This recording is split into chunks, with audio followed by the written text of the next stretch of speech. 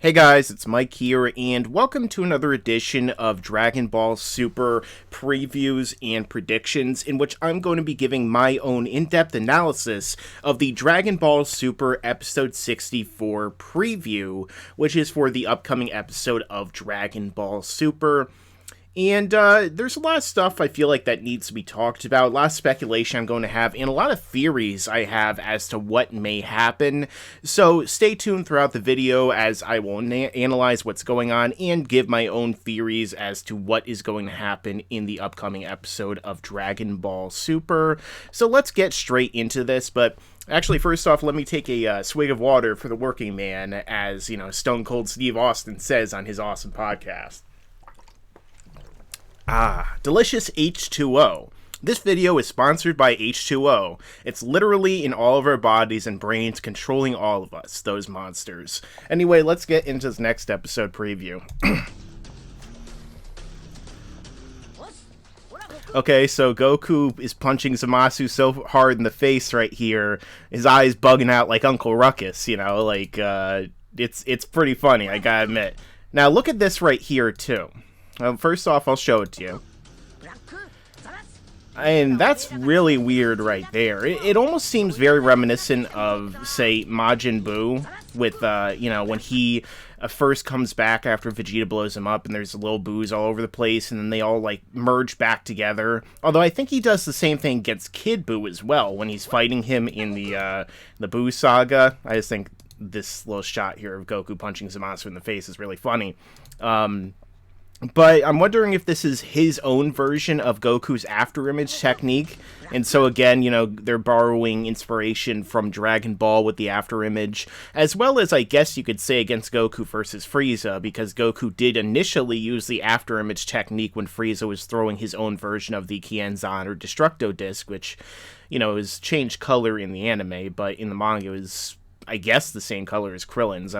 I don't really remember, but specifically, it's pretty cool that it seems like Zamasu has this, and they're saying, is Black Zamasu, you may be strong and immortal, but Goku, come on, gotta talk faster. From here on out, it's time for our payback. Okay, so I kind of wonder why it's phrased like that, because it says Black Zamasu, you may be strong and immortal, but from now on, this is our, but you look like you're running out of steam, okay? If it didn't show up at first, for whatever reason. Now, as Herm said on Kanzenshu, running out of steam, not on Kanzenshu, Herm's from Kanzenshu, which you can go on Twitter and follow him, definitely a great person to follow. He said that it's actually not running out of steam, but rather it's more like they're losing their edge as Goku and Vegeta have gotten stronger and as they're figuring out their tactics and everything, so they're kind of cornering them in some ways, despite the fact that they are immortal. And as we know, Goku does have that special technique. Now, I don't know what the heck is going on right here, but if you look here, it looks like Black has his own version now of, a stronger version of that Keyblade he used, and this is more like a scythe. Let me actually zoom in here real quick.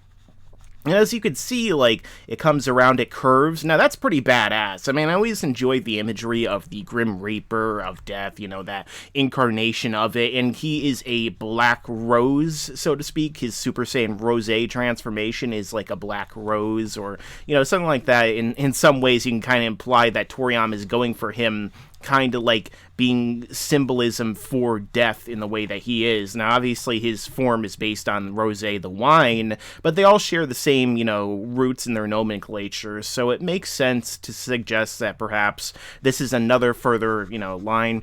Is he cutting through space and time with this? Kind of I guess, what Janemba did when he took out that sword and was cutting through the dimensions with it? If so, that's awesome. Imagine if, all these other Zamasu start jumping out of there, and they're all one of them has an eye patch, one of them has a beard, one of them is a good Zamasu, but the Borg have taken over their universe, are destroying everyone. He's begging Captain Picard to save them, and then Captain Picard's like, yeah, we can't do that, and then he dies.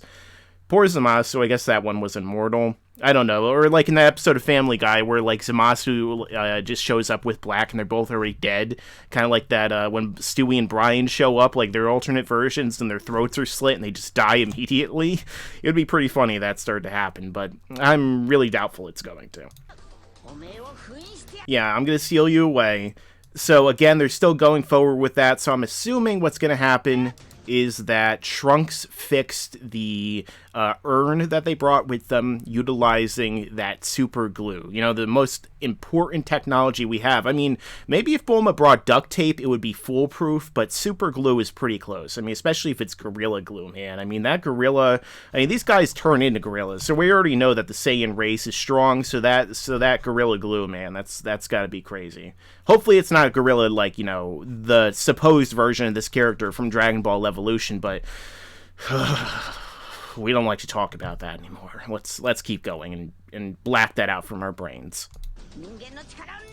Don't underestimate the strength of mortals. Okay, so Zamasu and Goku again seem like they're kind of like evenly matched a little bit. Now, I still think a lot of it comes down to this technique. Of course, it's also Zamasu's body not being destroyed by Goku being so much stronger naturally, because he has immortality, but also I feel like it is certainly indicative of this technique too, because if you remember, when Goku fought against Zamasu originally, Zamasu utilized, you know, like this kind of key that would eventually be recognized as Black's ki, when he was blocking and parrying Goku's attack at the end, you know, when Goku's a Super Saiyan 2, and then he was going to charge it up and attack Goku, and then Gowasu stopped him. So I feel like that technique really helps, and it's not really that Zamasu may necessarily be on the same level, but myself and MJ have also spoken about the possibility that since this Zamasu is 15 years later, or just a number of years later in the future Trunks timeline,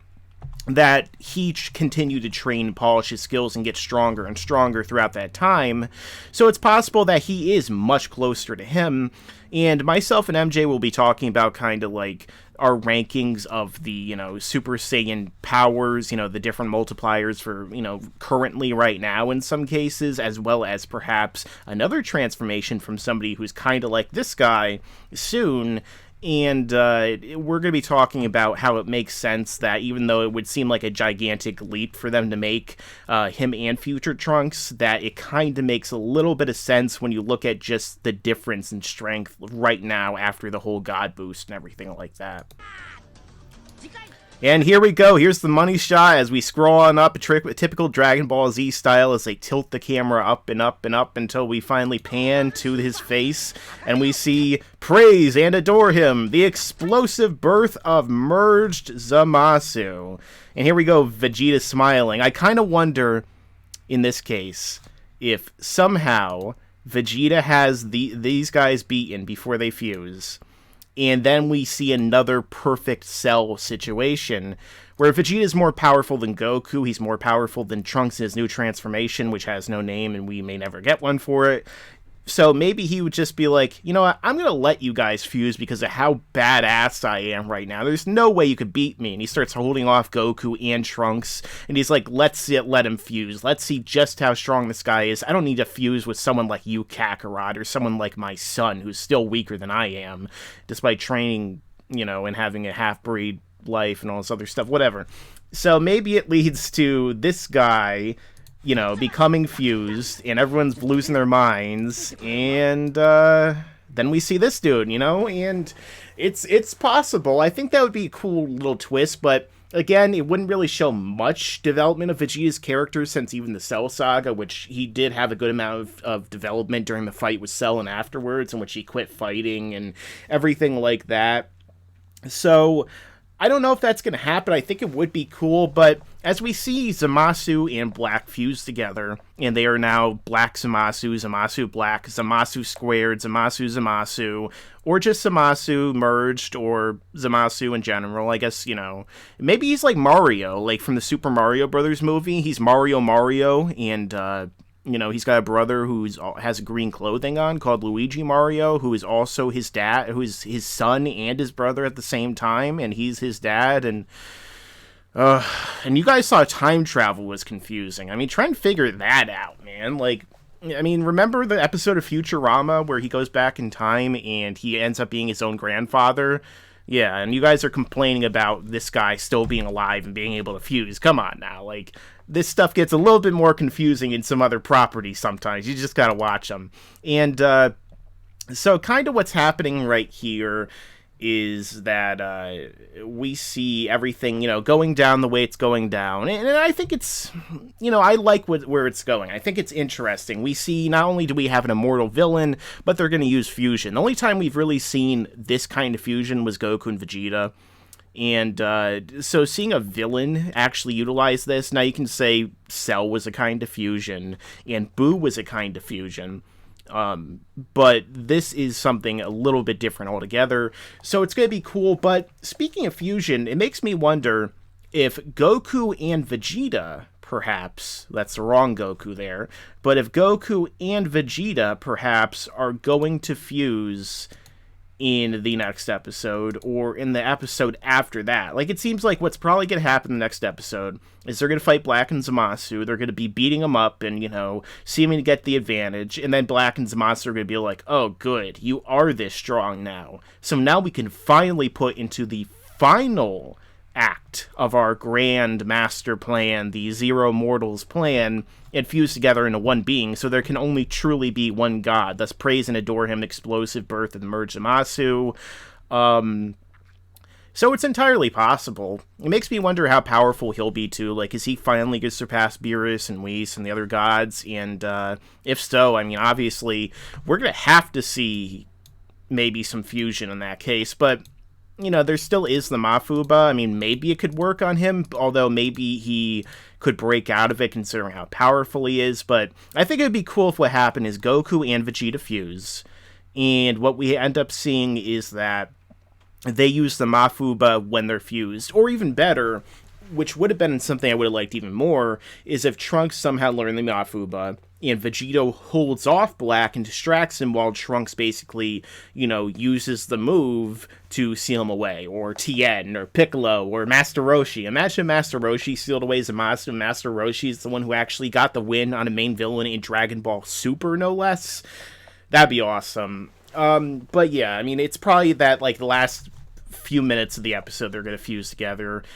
I won't be surprised at all. I mean, that's just kind of how it happens. But, I hope that what's going to happen is, that they're going to have some kind of interesting way to end this arc, and it's not going to be over yet. Like, imagine they seal him away, and then they break out. Or if, like, Vegito just can't beat this guy because he's still immortal, and then they have to seal him away. Or even funnier, Vegito beats him because Zamasu's, immortality only works with the Zamasu when he's not fused with him. In these merged Zamasu.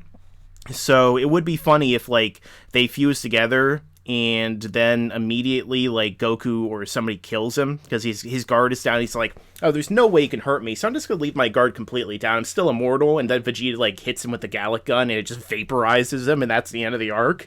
I think that'd be really funny too, so hopefully something interesting like that happens. I still really enjoyed the end of the previous arc with the Universe 6, not the Pitafo, let's not talk about that, but where Monaka ended up kind of winning, and it wasn't, like, it was basically successful in fulfilling what I wanted to see as the ending. So I'm hoping this is going to go in that direction too. But let me know your own thoughts down below in the comments section as to what you think is going to happen in the next episode of Dragon Ball Super and how you think this arc is going to end. Also, if you haven't taken the time yet to subscribe to my channel, I would encourage you to do so. I upload videos about Dragon Ball Super, Dragon Ball Z, anime, Star Wars, movies, and I'm doing more reviews of different series, which are going to be anime and other series alike. So I would suggest, subscribing to my channel, as well as hitting the notifications button so you can see all my videos just as they come out, when they come out, and you won't miss any of those videos at all, which sometimes you will if you don't have notifications enabled. So let me know your own thoughts down below, and as I always say, stick around, because there's a lot more to come in the future.